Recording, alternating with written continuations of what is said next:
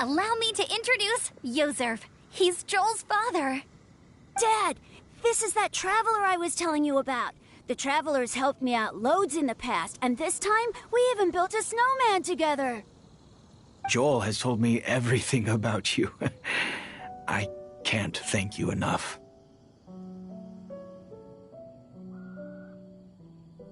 Wow! This is amazing! Wait a second. Why is Cyrus discreetly wiping tears away? And what is Pallid doing here? Pallid is the hero of the hour this time. Go on, Pallid. Tell us what happened in your own words. Okay. The weather was fine on that fateful day, and I had a feeling that Lady Luck was smiling down on me. So I trusted my gut and set off to explore somewhere new, somewhere dangerous. Because where there is great danger, there is also great treasure. Why does this sound so hard to believe? But I had only been away from the group for a short while when I fell down a slope and just started rolling. Uh-oh. Did my bad luck rub off on him when we ran into each other on the mountain? The place I fell to was somewhere I didn't recognize, and I'd sustained a few injuries. I remember thinking to myself, this is the worst luck I've ever had in my whole life.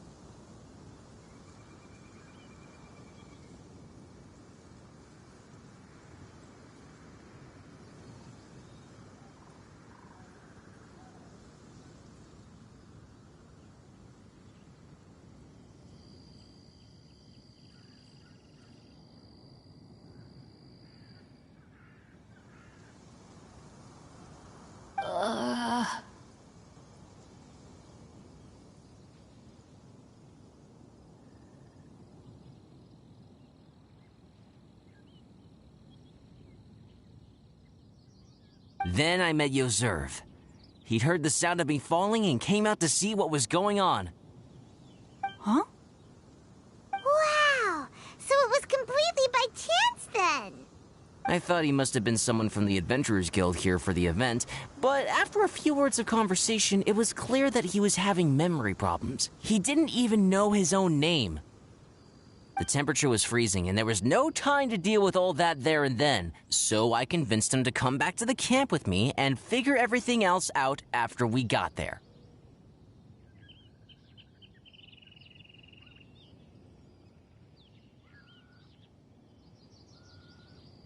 We got back to the camp, ran into Joel, and the moment he saw him, he froze for a second with this completely stunned expression on his face, and then he started crying out, "Dad! Dad!"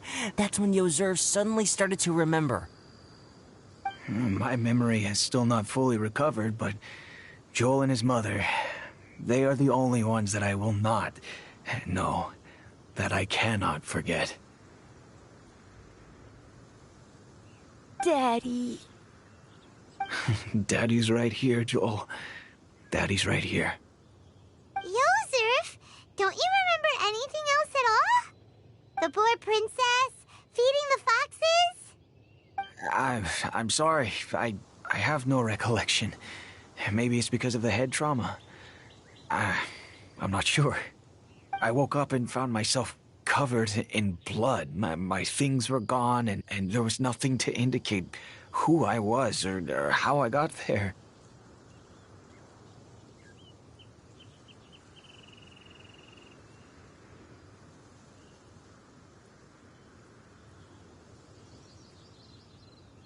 I crawled into a cave and settled in for a slow recovery. After my legs and feet were a little better, my hunting skills were what kept me alive. Dad, I was so worried about you. I'm all right now, Joel. Oh, don't cry. Daddy's not going anywhere. I'm here to stay. Oh, this is good. This is good. You know what, though? I definitely think my luck got worse after running into Benin on that mountain. I knew it.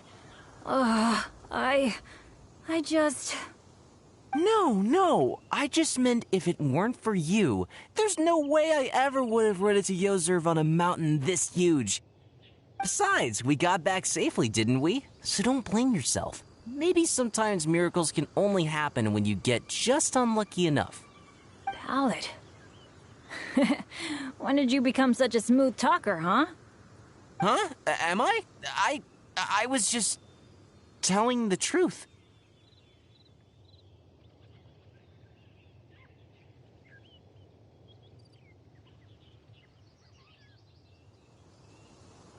Oh, yeah. I want to say thank you to the Traveler, Uncle Cyrus, Auntie Eula, and Auntie Amber. Thanks, everyone. You all helped look after me, and I will always remember it. But I guess I can't take the snowman with me, or it'll melt once it leaves Dragonspine. It's such a shame. Oh, I can help with that. One moment. Huh? Eula? Here, take this. It's powdered rime. Just add it to your snowman, and it will never melt. Wow! Really? Oh, this is awesome! You're the best, Auntie Eula! Dad, I have an unmeltable snowman now! How cool is that? How can I ever repay you all?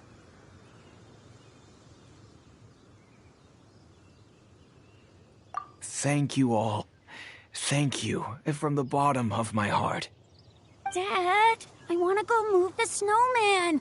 Can we do it now, please? Okay. I'll be leaving with Joel now. I'm sure I'll see you all another day. Very well, very well. It's time for Pallid and I to have another discussion concerning his breaches of adventurer discipline. Huh? But Cyrus, I think I kind of made up for my mistakes this time, you know? See you guys! Oh, I made this for you and Amber. Think of it as a winter souvenir. Aw, are you sure? This must be really important to you. Come on now, just take it. No need to make such a fuss.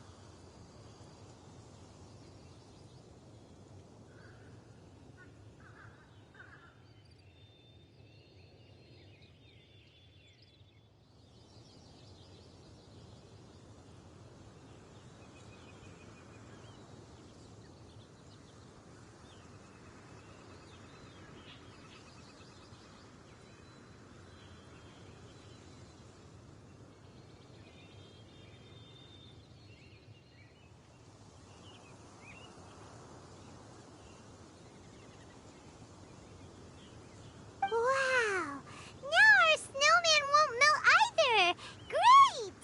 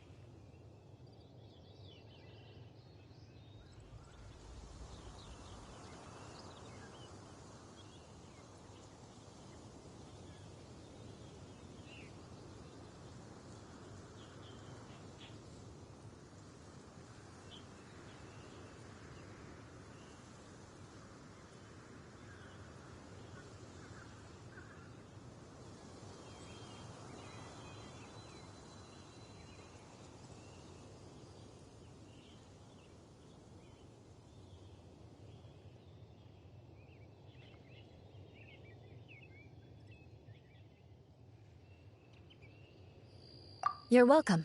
Just keep it. That's all I ask.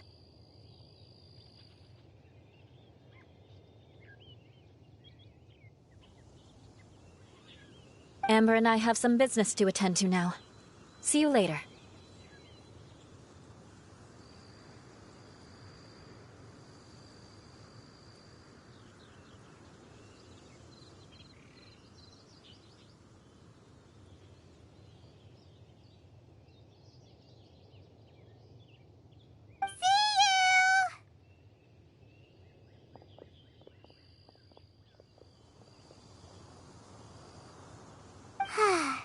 Everyone's gone.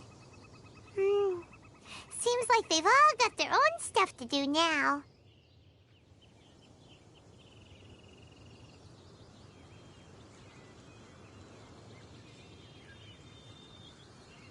Oh! You know what? We've been on Dragonspine all this time, and somehow Paimon still forgot to ask Albedo about how to make a fruit juicifier machine that could keep the juice fresh.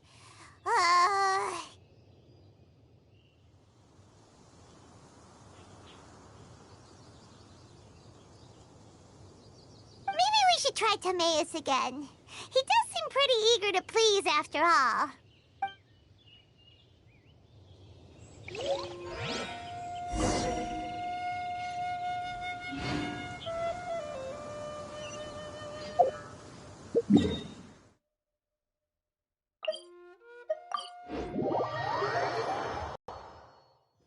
Such fair weather.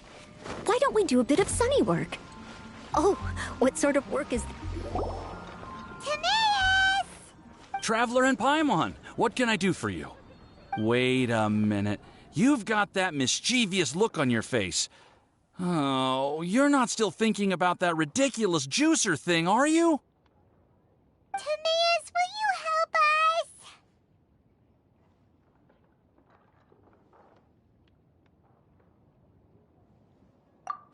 Well, if the Traveler isn't really interested, then, yeah, maybe I'll give this one a pass. It's just the weirdest request ever. No, but Paimon's Sunsettias are gonna go to waste without it. And the time it would take me to research something like that, I could probably pick those Sunsettias again 10 times over. New research project, Timaeus? We meet again. Oh, Albedo, thank goodness. So the situation is, Paimon wants a machine that can turn fruit into juice and keep the juice fresh. I mean, surely it's... Majorly important, that's what it is.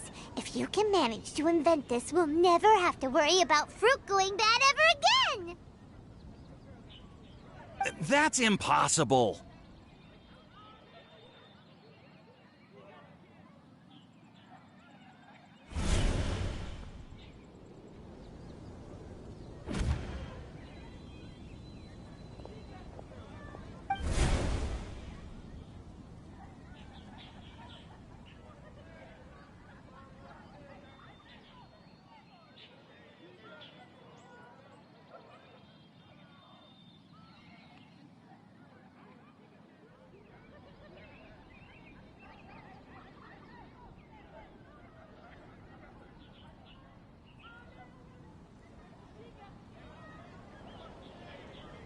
Turning fruit into juice is not hard, but keeping it fresh is more difficult.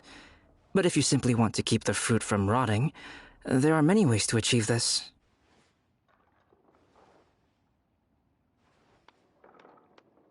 Right, Traveler?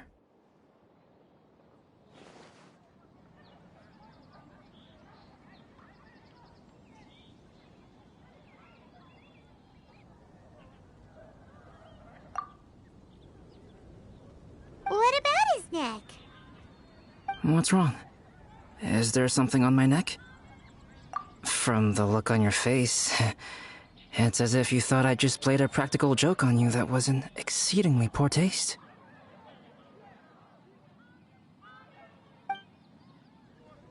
Albedo, you were saying, how do you stop fruit from going bad?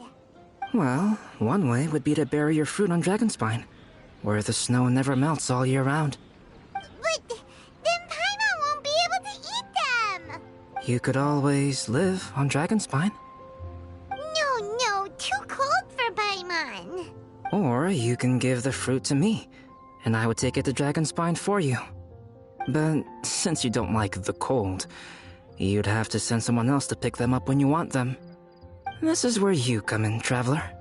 Suddenly sounds a lot more feasible with other people doing all the work.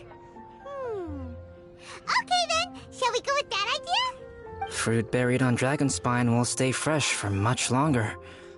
However, it is also possible that the fruit will sprout and grow into fruit trees. Who knows? Maybe the next time you visit, it will have grown into an orchard. You can water the trees, add fertilizer, and when they finally bear fruit, you will have some fresh sunsettias.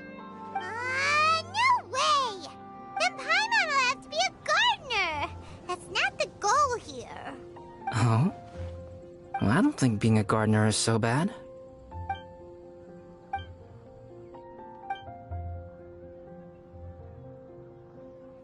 Albedo! Stop trying to get your hands on Paimon's super sweet Sunsettias! It bothers you, does it? Of course it bothers Paimon! They are the rarest, super-duper sweetest Sunsettias ever! And they're not for you! Okay, but they're just Sunsettias. I think you're only so attached to them because you don't have much fruit of this quality in your possession.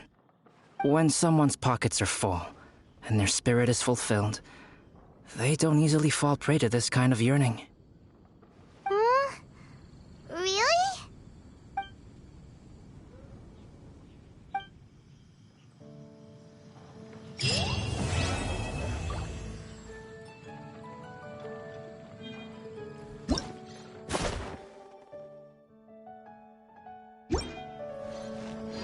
Dragonspine is too cold for ordinary fruit trees to survive.